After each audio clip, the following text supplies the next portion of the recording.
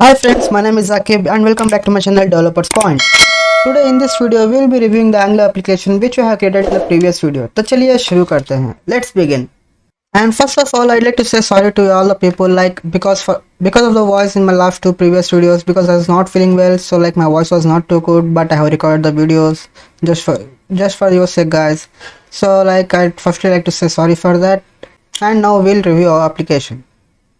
So we have now got a shiny new Angular application called client in my case, and we have got all of these files that were created here. See this, just let me close the API folder here, and like in this client folder you can see like we have got E2E, node modules, source, and source is the one folder where we will be getting all our pages. Like in the app folder we will be getting the app routing module.ts. The app routing.module.ts is a file generated because we have selected routing for yes, of course we want routing as schedule like in my previous videos in the beginning while creating the Angular application. That is the reason why this routing.module.ts has been created. And here we can see like we are having app component.ts css.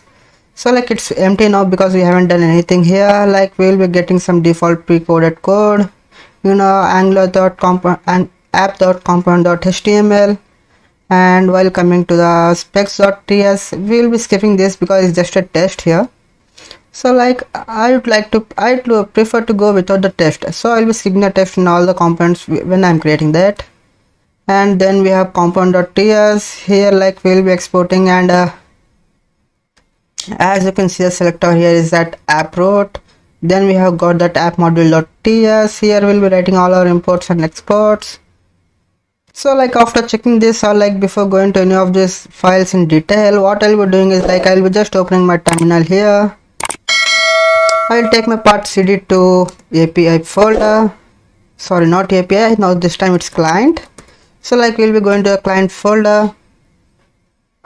And now when it is in client, what we'll be doing is like we'll be running this application. To run or serve the Angular application, what we need to do is like we need to just type ng serve and hit enter. It takes a bit of time while compiling for the first time. So now what is going to happen is like here it asks a question to you. Would you like to share anonymous usage data about this project with Angular team at the Google under Google privacy policy? So like here I'll be telling no for this, and I'll be typing n and hitting enter. Now here you can see that our Angular live development server is listening on localhost 4200, and open your browser on http://localhost is to 4200. So with this localhost we can go to our web application page or like HTML UI. But before that, what we are going to do is like we'll just take a look what's going on here. After that, hitting ng, so like here are some JavaScript files that have been created, and these are not the physical files, these are just created in the memory. So what we'll be doing now is like we'll just open this http localhost 4000, and as you can see here our Angular application is running, and here is the Angular template which has been default in our application, and sometimes this page may change based on the time when you're creating or using this Angular application. So what we'll be doing now is like we'll take a look at our Visual Studio's code and see what is responsible for displaying that on our page. So let's head back to our Visual Studio's code, and here I'll just close this Windows terminal. Now we will be going to a HTML file here. So firstly we'll going to the HTML file which is index.html, and in index.html we can see that like it's a very simple file which is having a title called client, and then it's having a body. Here body is not the body which is written in the HTML code, it has just passed through the component or the component root here. So like it's there like app-root. So firstly what I'll be doing is like I'll be just changing the client to what we are creating. So here like we are creating something called the dating app, so like I'll be changing it to the dating app.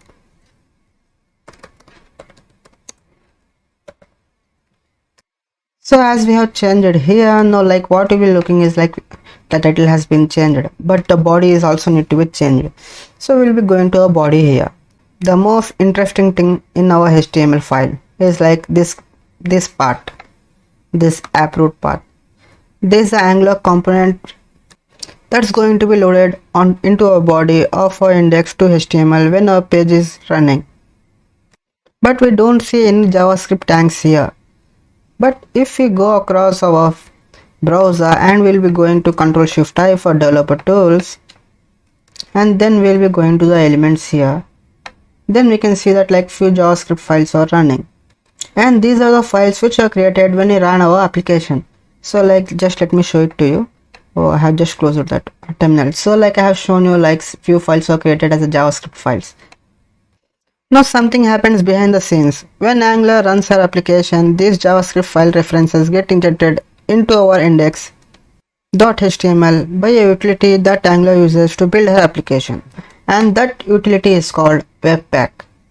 And we don't need to worry about it. Angular does itself too as a part of command line interface. And when we run our application, so now what we'll be doing is like we'll be just going back to our Visual Studio's code and we'll be looking at this file.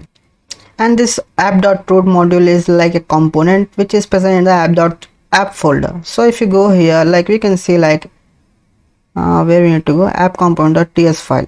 Here we can say that it's a selector app-root, and here it's having a class called app component which has a title called client. So we'll be changing it to dating app.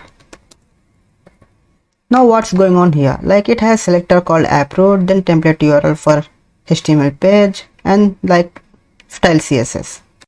Now here we have something called component. This is nothing but a decorator that marks a class as an Angular component and provides configuration metadata that determines how the component should be processed. This means in simple terms like giving a class some super special power, and in our case is giving our class the ability to be an Angular component. So this provides some Angular configuration metadata that determines how the component should be processed and used at the runtime. Now Angular works with the concept of components, and component is the most common basic UI building block of an Angular app. When we build our Angular app, we are going to be creating lots of components that are going to build the user interface that our client will see. So most of our work is going to be done in the components, which we are going to provide the data for the view inside the browser. So you are getting it right. Like for everything, like what you want to build in the UI, like we'll be doing it with the help of the components in Angular. Now if we go and take a look at our HTML file, which is a template URL here, so like when the like control come to this point, it points out to this file app component.html. If you go inside here, like it's a very big file having a lot of HTML code which gives the Angular components here. So when this page is got opened, this was the HTML code which got it provided.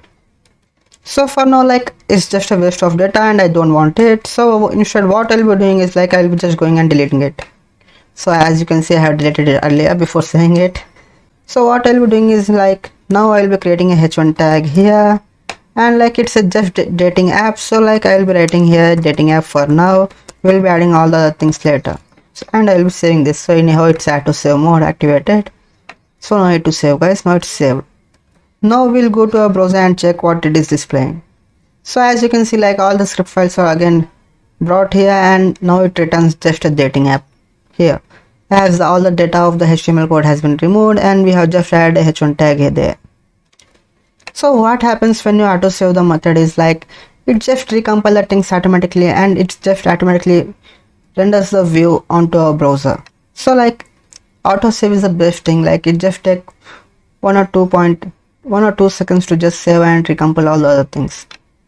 But if you remove the autosave, what you need to do every time is like every time you make the changes, you need to save the code and then run it.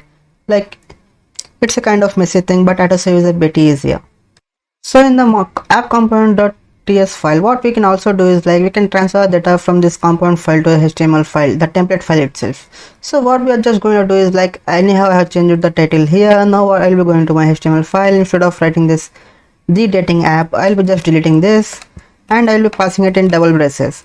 So like in double braces, what we can give is like title. So like its auto save is activated. Now we'll be going back to our browser. So you can see like the title is been given here or rendered here. So here we can do that by interpolation. So how it's doing, we'll be going back to our Visual Studio's code and we'll just have a look at our component.ts file. Here we can just import this property in our HTML. When we want to import something, we can just put some double braces. We want to import something from the component.ts file, then we can add the double flower braces, and in the middle of that we can write that particular heading. So here like we have something called title, which I want to get imported from component file to the HTML file. So I just wrote the title here. So which is like helping me to render the title from the component file and display it to the UI. So now what we are going to do is like we are going to have a look in our Angular project. So every Angular project need to have some module.ts file. Every Angular project will be having a module file. So in our case, like we are having a file called app-module.ts. So here what it declares is like all the components that are available. For now we are just having the app component. Like if we later going to add nav component and register component, like users component, and many more will be adding in the future. So like all the components are declared here in the declarations. Whatever the components which are created by us, like those are added here in the declaration, so it get declared. And this is the array where we write the declarations to all our components. So what we can also do is like we can also import modules to other app modules and we can use them there. So in this case we are having browser module, and which is imported from angular@platform.browser for a single page application, and we are also having app routing.module, which is related to some routing thing, and again after coming that the providers. What you have then is a further element to bootstrap any component when our application is loaded, and what goes in this array is a set of components that are bootstrapped when the module itself is created or bootstrap, and we are bootstrapping our app component, and that's the one that we added or we see in our index on the email.html. And that's the one what we see in our index.html file. So let's go and take a look at the bootstraps what we have been provided with. So for that we'll be going to another Angular file which is named as main.ts.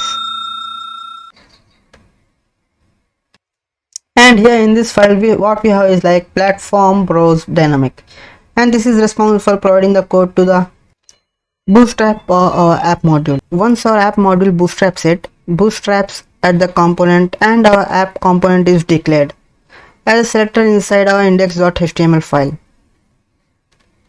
and that's why we are seeing the result that what we are seeing now.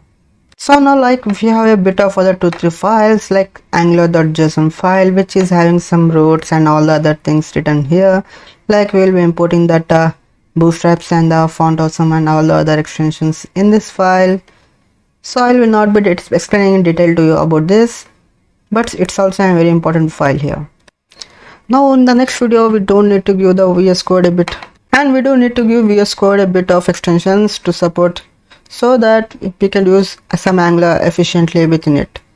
So if you're not using this VS Code, please skip the next video. So this is the end of the video here guys. So in the next video I will be explaining you how to add the extensions which are required for the Visual Studio Code to run the Angular application and the Angular code very efficiently and effectively.